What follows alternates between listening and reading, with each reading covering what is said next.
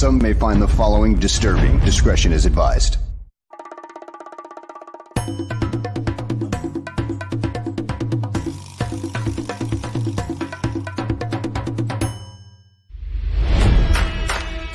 Never before in the history of sports podcasts have two men brought you opinion and analysis like these two.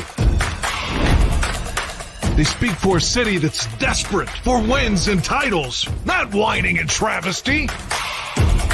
You might not agree with what they have to say, but you'll defend their right to say it. Sports fans across the world, from Chicago, Illinois, this is the Mac and Reed Show.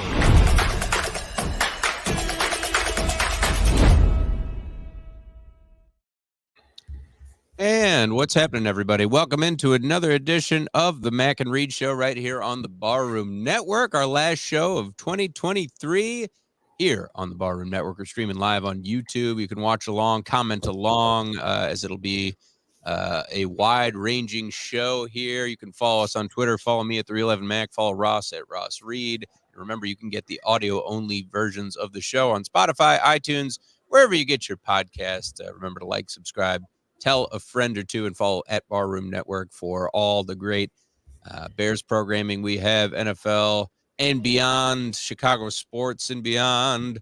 Hello, Ross, and a Merry New Year to my co-host over here. What's going on, brother? Yeah, happy belated Christmas, happy New Year. It's always that weird time of the year. We don't know what day it is. The Duke's Mayo Bowl is on in front of me right now. And, kids are chugging mayo.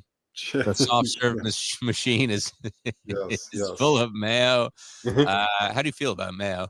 I feel like you're a mayo guy. We've talked about this. I'm not a mayo guy, no. But I think I'm a bougie mayo guy because somehow aioli is okay, even though it's just mayo. Oh, for sure. Yeah, aioli is fire. Little chipotle aioli. Put it on anything. Put that shit on anything. You could put it on a shoe. I'd eat it.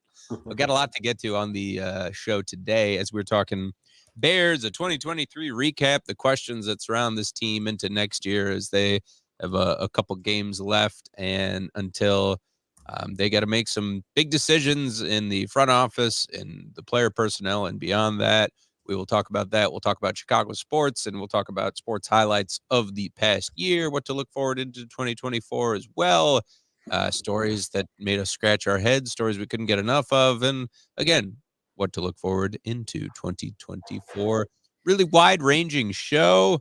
But yeah, let's begin as we always do, Ross, with the Chicago Bears coming off what a great win against the Arizona Cardinals. You can tell the sarcasm is dripping in my voice at this point, but it was a win that they certainly should have gotten in their position, 27-16.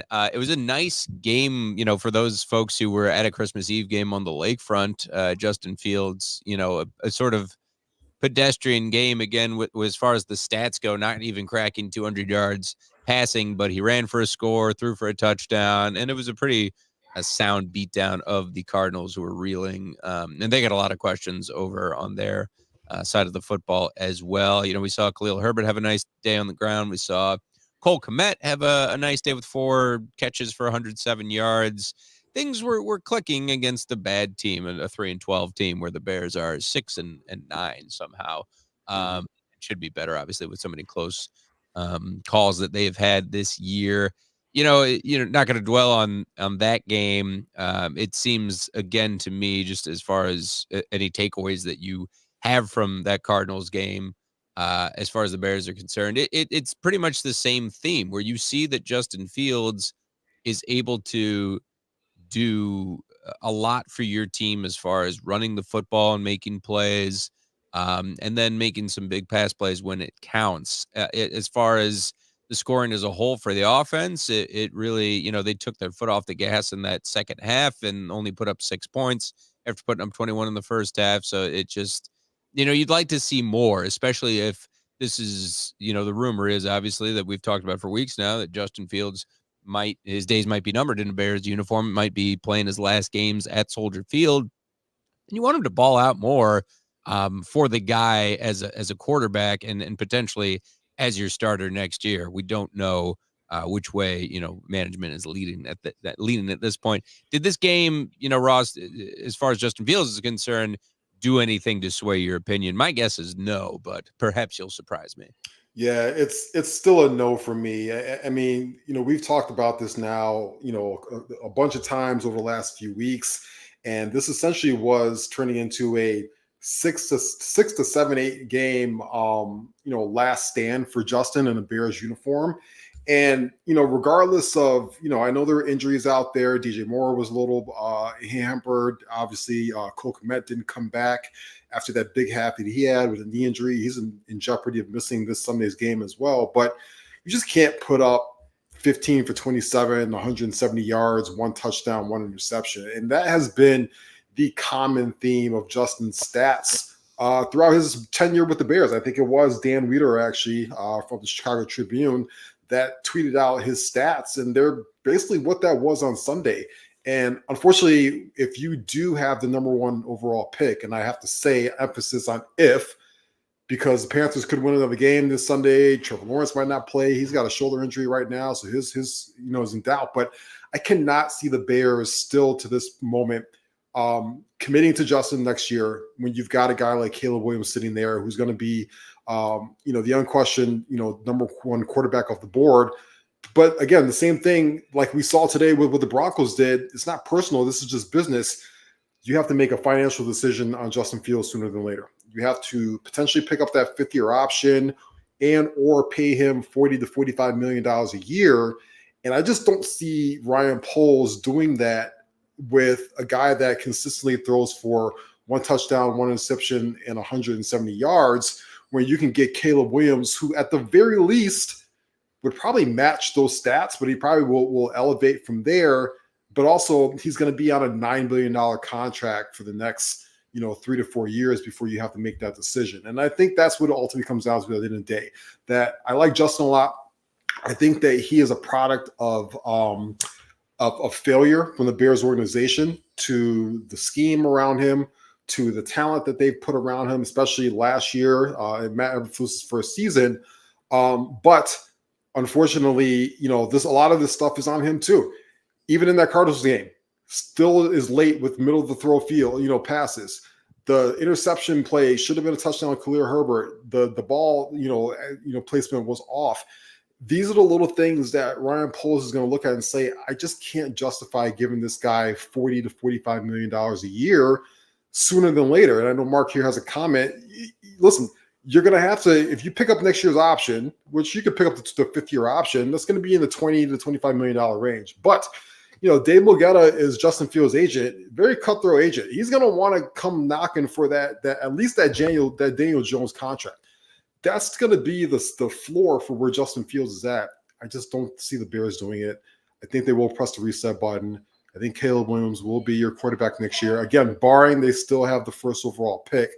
And I think they try and flip Justin Fields for maybe a late 1st, early 2nd round pick. Well, that's the big argument to not keeping Justin Fields too, is I think, just despite how he finishes out this season, there's still a lot to be said for what his return value could be. And there's still teams out there who would happily take a chance with Justin Fields. And yes, like it's been talked about in the comments repeatedly, you don't have to pay him right away. There's the possibility that the Bears want to franchise him. Maybe they'll go the route of paying Jalen Johnson, who certainly is playing like he should get a long-term contract in the scheme of things. But will Justin agree to that or hold out, if he remains with the Bears? Or again, do you go ahead and you have so much draft capital, just have kind of a la what the Rams had a few years back? You can remember how they were able to just stockpile draft picks and rebuild their franchise in LA, having just moved. And it's a really tough decision. We talk about it repeatedly. But when you see those games against other teams where Justin is able to run and pass with the football, and again, limit his mistakes. I get that he's missing some big time throws. It really feels like, again, why would you want to set yourself back if you're Ryan Poles and company and the McCaskies and who's making these decisions for the Bears? Set yourself back a few years when you have a pretty competent guy there at quarterback who, if you could say what you want about the offensive line, the skill position players. Obviously, some changes need to be made there and some improvements need to be made there. Bringing in, Marvin Harrison Jr., top-notch left tackle, just more weapons. And then obviously on the other side of the football, that's important to do that as well. But we talk about Luke Getsy repeatedly, and it just doesn't seem like this guy is a fit for the Chicago Bears offense going forward. And you think that, if the writing's on the wall for Justin Fields, you would want to reset with Luke Getsy as well. I don't know where you would look. There's a lot of good options out there, coordinators who would probably jump ship to come to Chicago at this point. But it is, with 2 games left, it's going to be very tough for Justin Fields to kind of turn that narrative around, right? I mean, you play Atlanta and then you play Green Bay. You're really going to have to ball out, it seems, to secure your future with the Chicago Bears. It just feels like he's checked out, like you mentioned, Ross, and like folks have mentioned in the comments, that he feels like he's checked out. One of the viral clips was that he got a question from, I don't even remember the reporter's name, but he was saying, the day I get a positive question from you is the day I'll be happy. It just feels like he's over the media. And to be fair, for every one of those instances, he just shoulders all this blame, when I think it is in as much as it is his fault and he should shoulder the blame as a quarterback. That's like the noble thing to do in the sport, that it's up to those other 53 guys around you, those 22 starters and the special teams, like in coaching especially too, where there's a lot of blame to go around. I don't think that, again, tying back to this last game and with these 2 games that left, switching to coaching, Ross, with Matt Eberflus, here's a guy who could be retained, and that these two are not tied to each other in Justin Fields and Matt Eberflus. What do you think he has to do to secure his job going into 2024? Yeah, and one other thing about what you said on Justin, I think he also knows that the writing is on the wall, and Justin's a very smart young man. He knows that heading up to this point into the season, he's facing a massive uphill battle to stay in Chicago.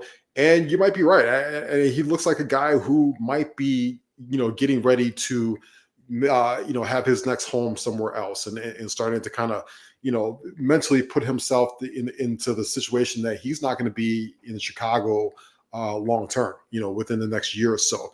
The biggest thing that scares me about this whole situation is the Bears getting rid of Justin Fields, but retaining Matt Eberflus. Because I think if you do want to bring in a rookie quarterback, a guy like Caleb Williams, one of the worst things that you can do, in my opinion, is pair him with a defensive head coach who is also basically going into a lame duck situation, who quite frankly has, they have played better of late, but he has had tons of flaws throughout his tenure as a Bears coach. And I would hate the idea of, the Bears always do things half-assed.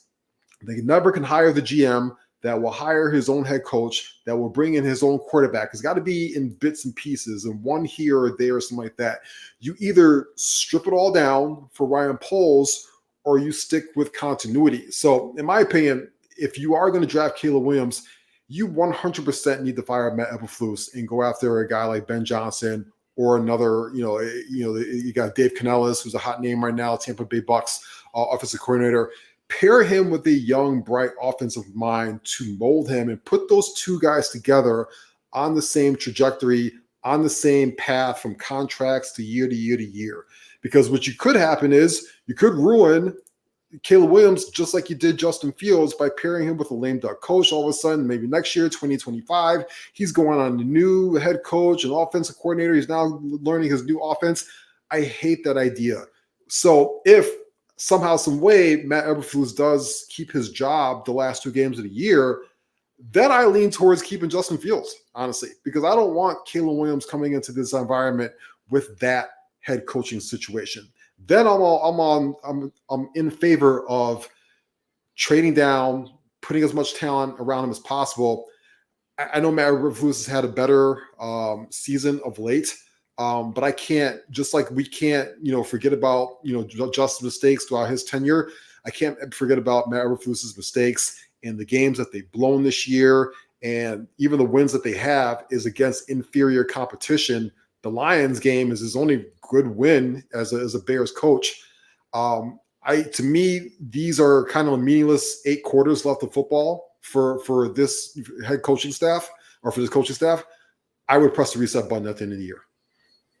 I mean, it's a fair point for everything you mentioned. Just think about not just this past year, but just all the close games in Matt Eberflus's tenure, which could have went the other way, and we could have been singing his praises, as much as you point the finger at Justin Fields and the defense, and both, taking their foots off the pedal. Matt Eberflus ain't it, man. I think, of the two that we've mentioned, Fields and Eberflus, more likely to stay would be Justin Fields.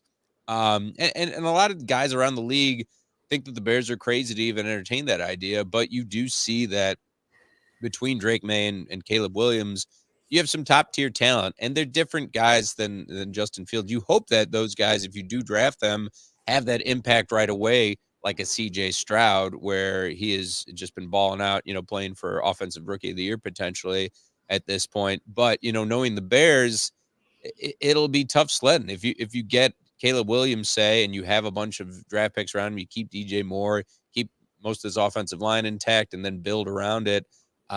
Still looking at the rest of the NFC North, it's got to go through the Lions because it looks like they're here to stay for now, and we'll get to that in a little bit. Green Bay has Jordan Love. I'm not sure what Kirk Cousins' future is with Minnesota, especially that tough, leg injury, ACL injury that he suffered. It's big for a guy his age, even though he was playing really good football until he went down. So you look around the division and the NFC as a whole. And to that point, Justin Fields, he reminds me a lot of Jalen Hurts. And I do think that he's just maybe a year away, hopefully, of having that potential where you see Jalen Hurts, and again, going back to the play calling, he's able to run the ball a bit more and ball out, and just has a great array of talents. And the 49ers, even though they came off that tough loss, if you surround a guy like Justin Fields with an all-pro tight end, with an all-pro running back, with an all-pro wide receiver, I mean, obviously you think he's going to do better. So just with this capital and with the cap space that the Bears have going forward, it all does tie back again to that financial issue as much as it is on the field for Justin Fields. You don't have to pay him right away. So it could be another year of Justin Fields and seeing if he's worth that long-term contract. But there's a lot of holes in this offense too. Yeah, there is a lot of holes in this offense. We saw it on Sunday. As soon as guys like, DJ Moore and Cole Kmet get hurt, then all of a sudden you're leaning on guys like Robert Tonyan and Velus Jones has to take snaps and stuff like that. They certainly need more offensive weapons on there. A couple things on that. Number one, going back to the Justin Fields thing, if you don't, in my opinion, if you don't feel comfortable today paying him $40 to $45 million a year because you don't exactly like what you see, then that to me feels like you're a little bit more out than you're in as a general manager. And I would lean towards resetting the QB salary on the rookie salary, and I think that's where Ryan Poles ultimately will shake out. And then the other big part of it is, as we have been seeing with the debate all year, and we see guys like even Trevor Lawrence has been struggling. Justin Herbert is supposed to be a top 5 quarterback, and he's going to be on a brand new head coach again. And we see quarterbacks all over the league that are picked very, very high not do well. And then we see guys like Brock Purdy and even Lamar Jackson, for that matter. They're 2 of the top 5 quarterbacks in the league. Look where Dak Prescott and stuff like that was at. So my biggest point to this whole conversation is none of us know what the fuck we're talking about. Like we don't know anything about this. There has been no formula in the NFL. You think by now we would have gotten this right and we would have been able to hit consistently on these high picks, but nobody in the NFL has gotten this perfectly right. And so that's why we keep having these debates. So at the end of the day, I don't know if Caleb Williams is going to be better than Justin Fields. I don't know if Justin Fields is going to be better if you put Marvin Harrison Jr. and Brock Bowers around him or Neighbors or any of these other guys. We just have no clue because there is no rhyme or reason to this right now. As Bears fans, we just have to hope that whatever road Ryan Poles picks, it's the right one, because if it's not, he's going to be out of a job too. And we are 10 years, falling behind again. And so this is going to be, this coming up in the next 2 weeks with the coaching staff first, and then in the months after that, leading into the draft and what to do with Justin versus, Caleb Williams or Drake May, and so on and so forth. This is going to be the most important decision in, to me, Chicago Bears franchise, within the last 30 years. Because if they screw this up, it is rock bottom again, and they're going to be in a mess situation. So we'll see. That ties into, again, the outlook for 2024 and just the Bears outlook as a whole. I think we where will we be sitting here if we're doing a show here on the Barroom Network? What will this Bears team look like? Will it be, regardless of the personnel, just the culture and wins and losses? There's so much that goes into it. I think that point that you brought up, we don't know what we're talking about. You could be in a Giants position where you just paid Daniel Jones a ton of money. You could be in the 49ers position where at least you have just a phenomenal offense around a guy like Brock Purdy and give yourself a pretty good chance, even if it's anybody else in there. You just don't know with these quarterbacks, regardless of all the scouting you do. While you've seen, there's a lot of luck to it, right? And with Justin Fields, that thing that we haven't even talked about this whole show, he gets hit a lot, man. And that is going to, and it's unfair to an extent. Obviously, the Bears fan in me sees this shit, but for a running quarterback to see him get hit repeatedly like that, it's just taking, years off his career. I feel like is one of those guys who wants to retire at 30 at this point. That shit'll wear on you for sure. But, the outlook for this team, it has to be positive in that you have to entrust Ryan Poles, and you have to entrust that you have to hit on, it's a numbers game. You have to hit on some of these draft picks going forward, whether you keep Fields or not, fine. If it's a Caleb Williams or Fields situation, then you build around them. You keep a DJ Moore, maybe you get Marvin Harrison Jr., and you just, whoever slides in there.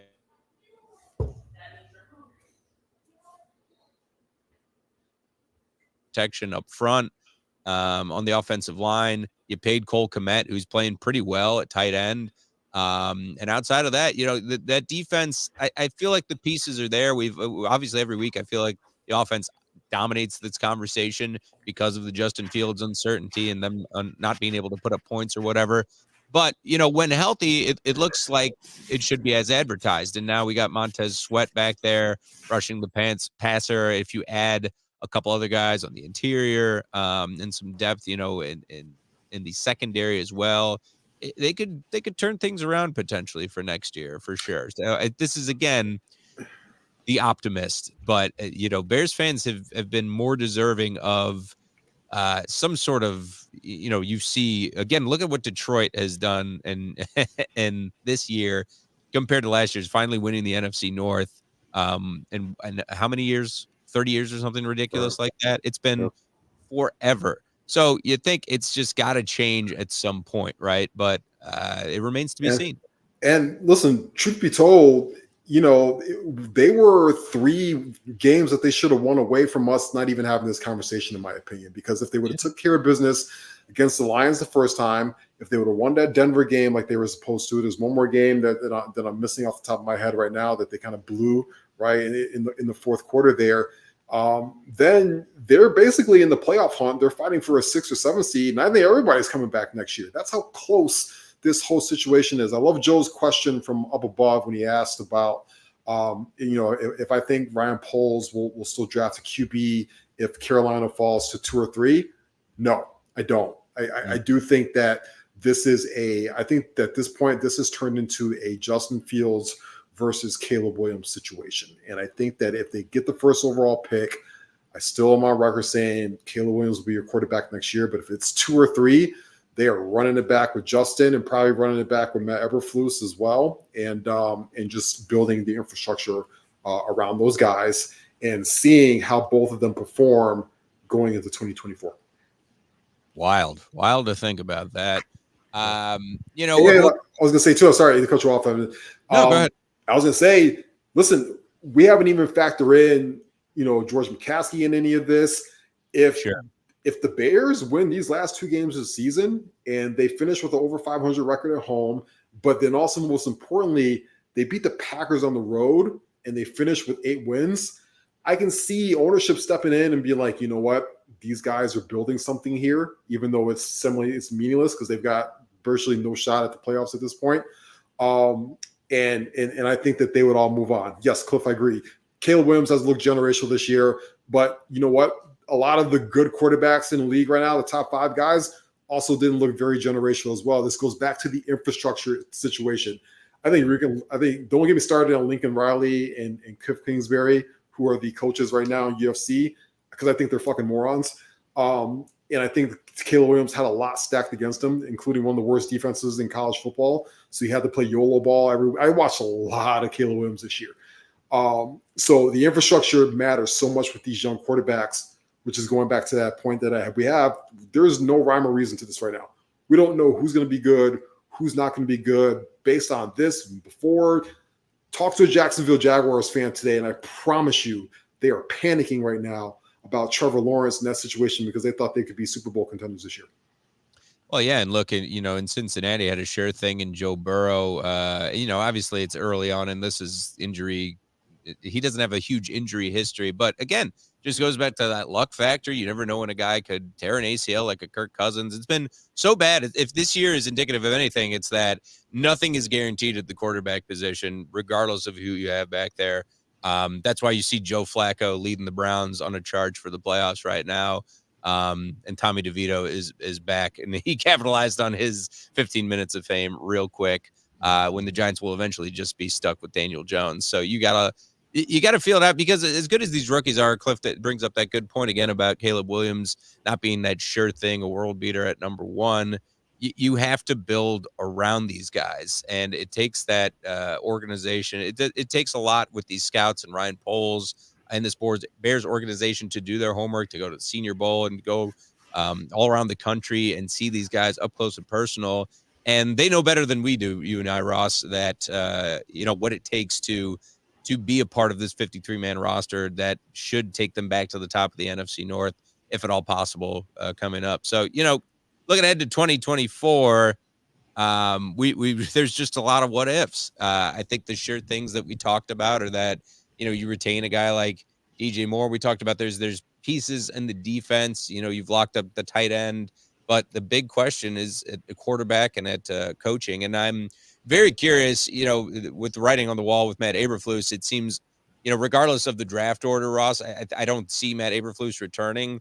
I'm wondering who's Ryan Poles is like, we got to get this guy in here right now, or the McCaskies think will change the culture. And on top of that, this is not going to happen next year. They're not going to move next year, but the Bears still don't know what's going to happen if they're going to stay at Soldier Field or not. Yeah, there's a lot to be figured out here. This is where, cynicism kicks in for me as a Bears fan. Yes, and sir. I tend to not trust them making the right decisions on all of this. We're going to hear a lot about Ben Johnson this year, of course, Lions offensive coordinator. I mentioned Dave Canellis a couple minutes ago. He's the Tampa Bay Bucks offensive coordinator who's done an outstanding job with Baker Mayfield in that whole situation there. Mike Evans also is a free agent, hint, hint. Bobby Slowick is the offensive coordinator down in the Texans right now. He was the passing coordinator for Kyle Shanahan in San Francisco. We see how that Kyle Shanahan offense carries over throughout the NFL now, as Mike McDaniel is having much, much success with another much maligned quarterback coming out of college in Tua Tagovailoa. And what they do, they surround him with a good offense and good talent around him. So that's going to be very important. I'm with you. I hope that Matt Eberflus does not come back, and I hope the Bears are not tricked by these last 2 games of the season, and they can see, zoom out and see the entire picture. Then you start looking at what Brad Biggs put in his notes today about how he sees Matt Eberflus still having a very good chance of retaining his job. A lot of other people that are very close to the situation have echoed that as well, and that worries me. That worries me that, again, the Bears are going to continue with the same BS status quo that we've seen spinning the hamster wheel for now the better part of 30 years. It's rough, and we shall see. But 2 games left, with Atlanta. I don't know if there's anything you look forward to in a game like this besides jockeying for draft position at this point. I think, what we're looking for more or looking at more is Carolina, hopefully holding that number 1 spot down. But, if Justin Fields, again, going back to him and his future, if it's his last game, at Soldier Field as a Bear coming up this Sunday, against Atlanta on New Year's Eve, then I do hope he balls out. It's funny, with all these rumors, I feel like they've linked Justin Fields to Atlanta a lot. It'd be great to see him again ball out, not have that usual Justin Fields day, but throw for a few touchdowns and use his feet, but just turn some heads at this point. But we'll see. Atlanta, again, very up and down at this point. It all just goes back to Green Bay too in these last 2 games, I think, as far as the outlook for 2024. But obviously this is just a disappointment. We can move on and transition over to the rest of the NFC North and the NFL. And, congratulations to the Lions, I guess, as far as them winning the NFC North. Dan Campbell and company certainly deserved it. Bears should have been 2-0 against them this year, but I digress. The NFL this last week, as far as the movers and shakers, it's all dominated by the Ravens, right, Ross, and how they went in and played a good 49ers team and beat the tar out of them. They, exposed Brock Purdy, perhaps. Purdy with 4 interceptions, had a real terrible game. Lamar Jackson capitalized on all those turnovers that the defense got for him. That tandem of Patrick Queen and Roquan Smith is just so insane. And, you talk about the great coaches that have longevity around the league, and John Harbaugh is right at the top of the list for me of one of those guys. Got the Ravens to 12-3 in San Francisco again, 33-19. Really just, contained most of those weapons. McCaffrey got his, still got a touchdown, secured that ridiculous parlay for that guy with $430,000. Good for him.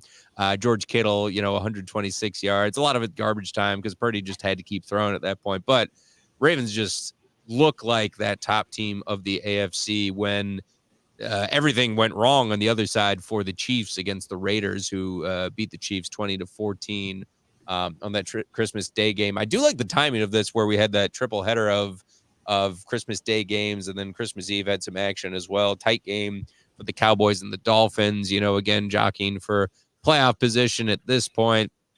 But the Dolphins, of course, even more in the spotlight because of Hard Knocks. Like they're still making a run. And, they got a great coach, young coach with Mike McDaniels, like we talk about repeatedly.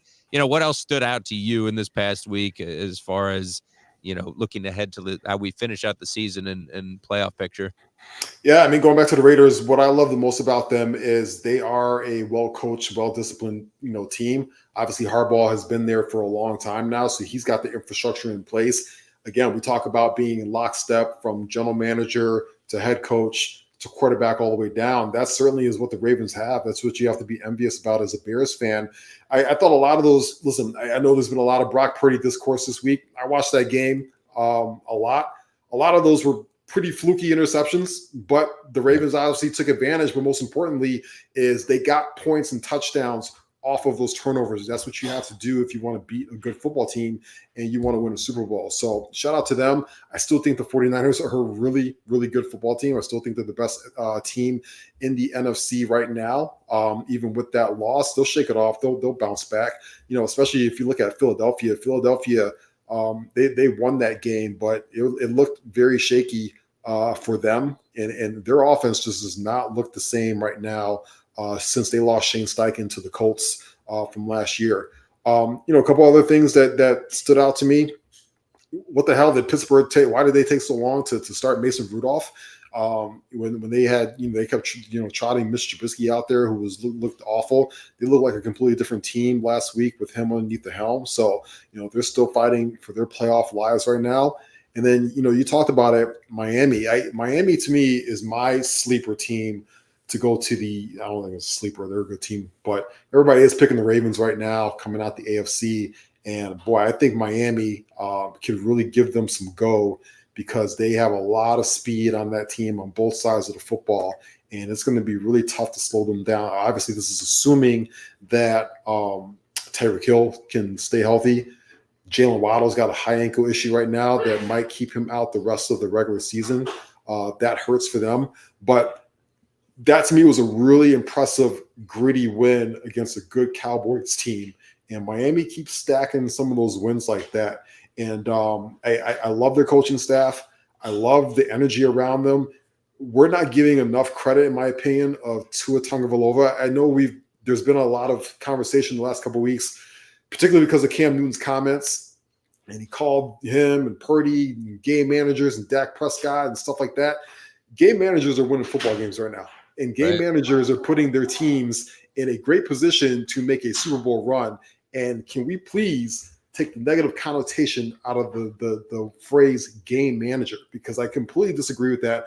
I think also Lamar Jackson managed the game on Sunday and did a lot to not screw it up because Brock Purdy was throwing so many interceptions. So I hate that phrase. I want to take it out of it shouldn't have any negative connotation. I know what Cam was trying to say. Yeah, but it's like, can we give Tua some credit? Because he's playing absolutely phenomenal this year. He should be in the MVP race this season. He's been awesome this year. He's got 4,000 yards, 26 touchdowns, only 10 interceptions. That is not a game manager. They would build a statue outside of Soldier Field if one of our quarterbacks had a season like that.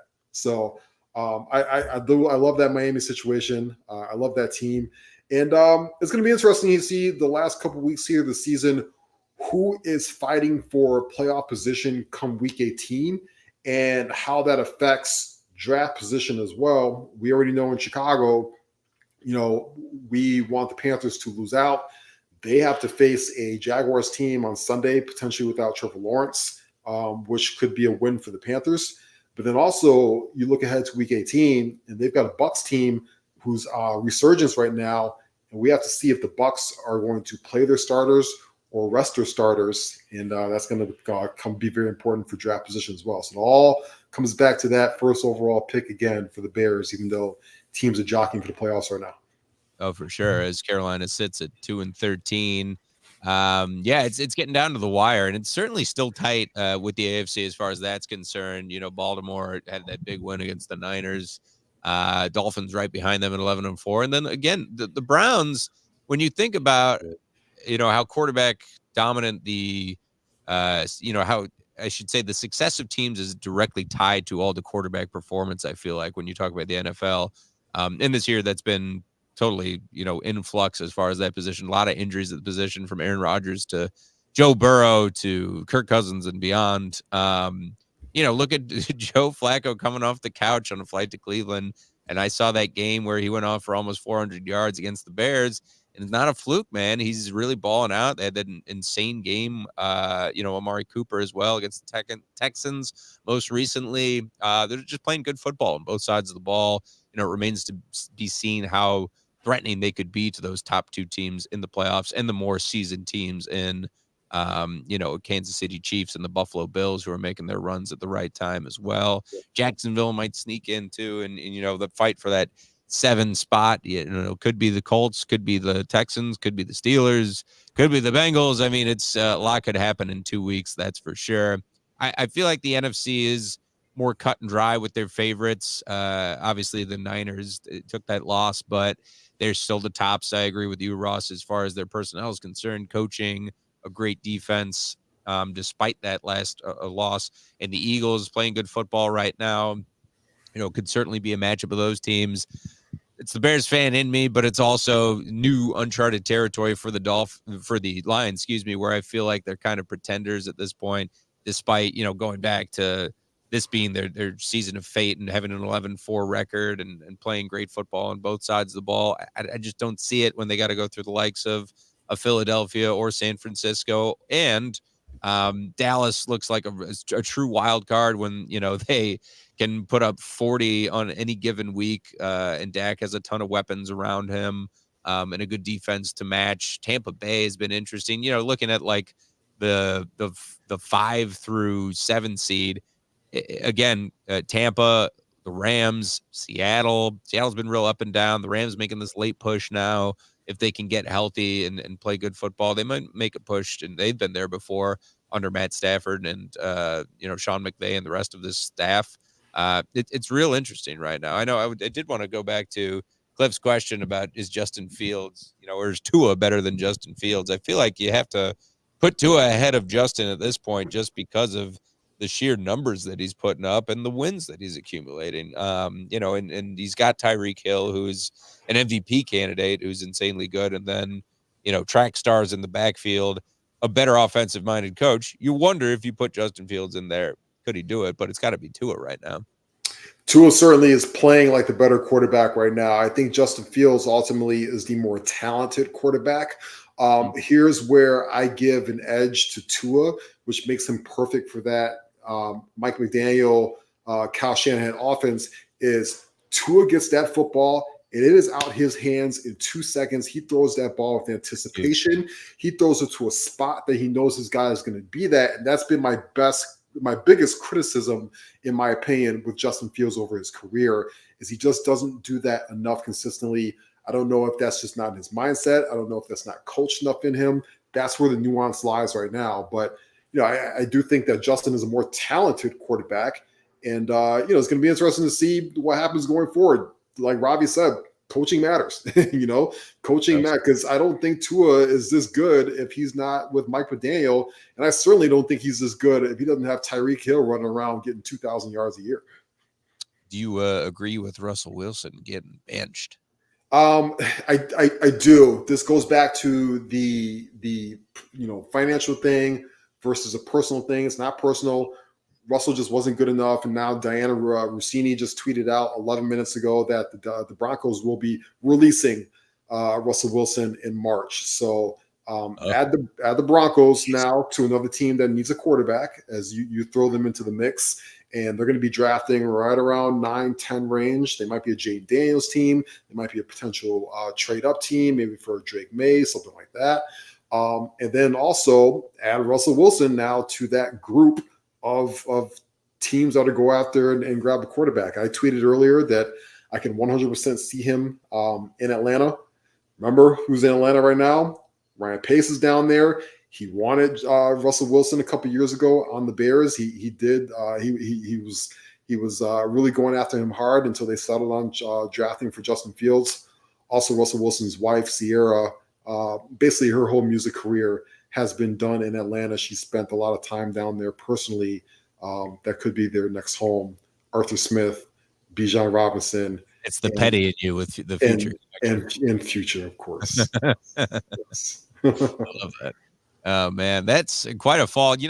When I was talking about Denver a couple of weeks ago and said, don't look loud, they're making moves, and Russell Wilson was playing some pretty good football and willing his team. It's a fickle position. It's a fickle league, right? So a lot can change in these last couple of weeks as far as the few non-contenders out there, dark horses, if you will.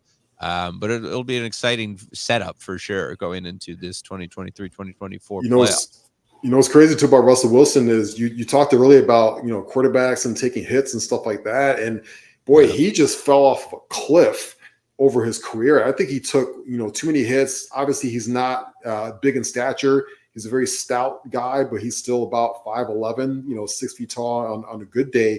And boy, he just you'd have thought that Russell Wilson would have spent his whole career in Seattle. They'd have won 2, 3, 4 Super Bowls. And it just really dropped precipitously for him in his career to now, he's being released by a team, and he's probably going to be a $15 to $20 million a year quarterback next year if he's lucky. It's wild stuff. Yeah. Let's move on, Ross. We got a last streaming 15 minutes of the last show of 2023. We'll go all over the place, and outside of the sports realm of things, I know you teased on the Twitter about it. We had a pretty good year in pop culture as far as movies are concerned. There were a lot of hits, and we'll talk about music shortly. But what was your favorite movie of 2023? I'll just get out there and say it. The contenders were Oppenheimer, Killers of the Flower Moon, and Barbie. I know you were a huge fan of it. Was there another contender? I think my favorite movie of the year was Killers of the Flower Moon. I think that was a very important story to tell. Appreciate your legends for as long as you can have them. And Martin Scorsese being able to pull that off. Also, Robert De Niro, who's probably going to get nominated for an Oscar. It just was an absolutely terrific movie. I enjoyed all 3.5 hours of it, just beautifully shot, beautifully acted. I read the book, but I love the fact that he didn't quite keep it exactly to the book. He made a more personal story, especially around the Osage County Indians. And I just love that movie. Couple of other movies I love this year. I love The Killer. Michael Fincher, David Fincher, excuse me, is my favorite. Is my favorite director. So definitely love that. That's streaming on Netflix right now. I love Past Lives, which is an absolutely great kind of love story. As a Korean woman that moved from Korea to New York, but she still kind of pursued her childhood love. Definitely loved Oppenheimer. You got to give Christopher Nolan his flowers for the job that he did there. And then the Spider-Verse sequel. The Spider-Verse sequel was in my top 5 this year as well. It was, to me, in a year that we saw a lot of crappy superhero movies, and you see a lot of rinse and repeat animation. It was everything that was not that. So those are my top 5 movies this year. I also enjoyed May December on Netflix as well. There you go. It was a down year for me in movies as far as what I was able to see, but I'll see everything when it comes out on streaming. Getting into the theaters is tough these days with 2 young kids, but I did make time to see Killers of the Flower Moon for every reason you mentioned. Firstly, loving the book, and then secondly, seeing that the story was picked up by Martin Scorsese and executed so well from every facet, cinematography, acting, the sound. Just it really did wonders to bringing the pages from the book to life and to the screen. Is phenomenal from beginning to end for sure. And looking at TV shows too, we got a lot of great TV. I mean, it was the end of Snowfall, which was wild to see. Obviously, saw the end of Succession, and then there's still so many on my list to see as far as beyond that. But Succession certainly, I think, cemented its place in television history as one of those top shows, certainly in HBO history, but in television. I'm still hung up on the way they did Franklin and Snowfall. That was a bummer, but don't sleep on FX, of course, and their lineup of shows. And looking into 2024, it only gets better as far as cinema and TV is concerned. We're going to get some blockbusters, and beyond that, 2025 as well. But I won't get too far ahead of myself. Yeah. Those shows, 100%. Succession was absolutely amazing this year. Really enjoyed The Bear, obviously. Chicago themed show again on FX Hulu. I thought season 2 of Slow Horses was absolutely amazing. If you've never seen Slow Horses before with Gary Oldman, please fire that up on Apple. Both seasons are terrific, but season 2 came out this year as well. So those would be definitely in my top shows of the year. And I'm currently still finishing up Fargo, which Fargo is a late entry at the end of the year for also one of the best shows of the year. There you go. Slow horses couldn't drag me away. Who sings that, Ross? No clue. God damn it. I bet Cliff knows. It was a take on Wild Horses by the Rolling Stones. Maybe I don't do a good Mick Jagger. That's okay. Speaking of music, though, talk about your top hip hop albums of 2023. And we're big hip hop heads on the show. And it was a sort of down year. I think there was a lot of more, if you talk about like the indie side of hip hop, obviously Drake, For All the Dogs, had a pretty great album where he just had every feature imaginable. You talk about Travis Scott as well, able to have a lot of star power. But then you look at like Danny Brown and Black Thought had good albums that I thought. And then you talk about who was it? West Side Gun, really good album. He continues to put out great works, as does Conway the Machine with Won't He Do It. And then Nas had a couple projects ending this Magic series with Hit Boy.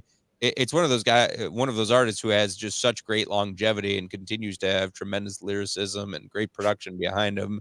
It's cool to see, but it was a lot of not so heavy hitters. There was a lot of like new folks you saw out this year. I feel like with Sexy Red, and it was dominated by Ice Spice. There was a lot of the female rappers I feel like gaining a lot of the attention. But what were some of your highlights for hip hop for 2023? Yeah, I was gonna say that. I think the women dominated this year. You also throw in Lotto, you throw in Doja Cat, who had another big album this year Oh, as Doja well. Cat, yeah. Yep, yep. My favorite album of the year was definitely Killer Mike. Michael from Killer Mike was my favorite album of the year. Just a perfect album from him. You mentioned Westside Gun was definitely in my top, 5 this year. I thought Rod Wave had a pretty awesome album this year. I also thought Babyface Ray, Detroit rapper, kind of underground guy, but he's emerging. And then, kind of right up your alley, I feel like definitely Larry June and the Alchemist. Those guys. Anytime the Alchemist puts together a project, but Larry June is one of my favorite rappers from the West Coast. Nice chill vibe, and he put out a great album this year too.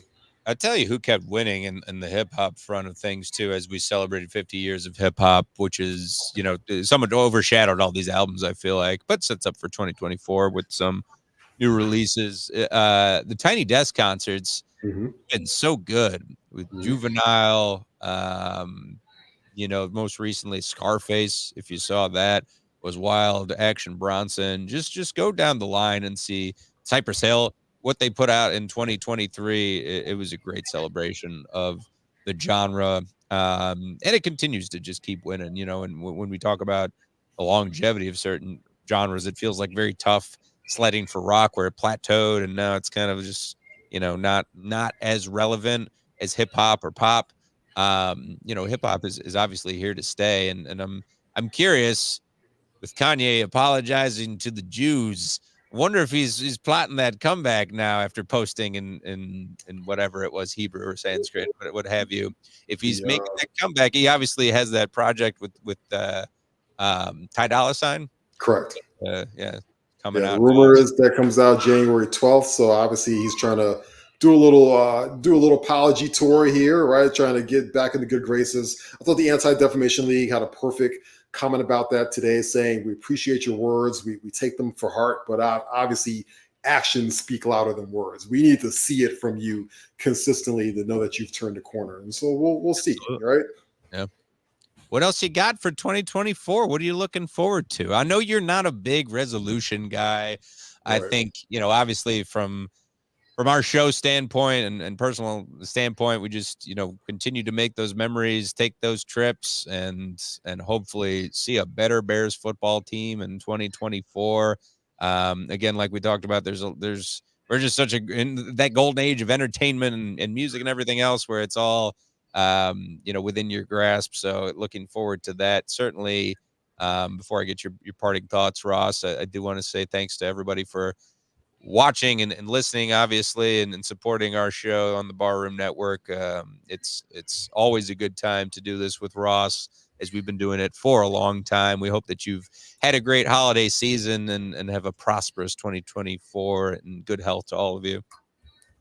100%, completely agree with that. It's the same for me every year, which is stay in good health, spend time with your family, spend time with your friends, try and travel someplace cool that you feel like you've never been to before, but also try and travel back to some place that you know you love and you're going to be comfortable with, and live life as balanced as possible. And hopefully in 2024, we can start to see some of our Chicago teams actually have some sustained success.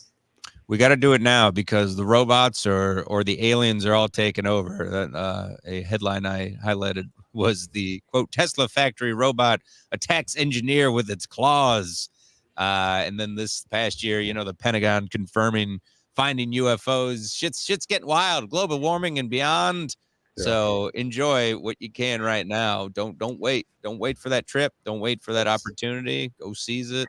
Thanks again to everybody for watching and on YouTube here. Like, subscribe, tell a friend or two. The audio only versions are on Spotify, on iTunes, wherever you get your podcasts. Follow me on Twitter. Follow me at The Real Evan Mac. Follow Ross at Ross Reed. Follow the Barroom Network at Barroom Network. Everybody, Happy New Year for sure. Ross, how you celebrating? What are you doing? Like I've done the last 10 years in the house with the pizza and a bottle of champagne, relaxing. Just how I want to do it. That's the way to do it. 4K is awesome, by the way, everybody in the comments. Awesome. Go ahead and your New Year resolution should be to invest in your home entertainment system. Get you that sound bar. Right. It's worth it.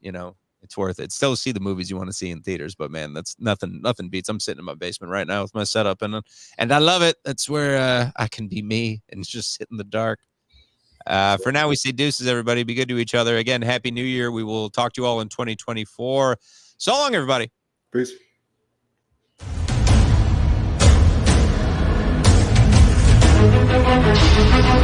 Thank you.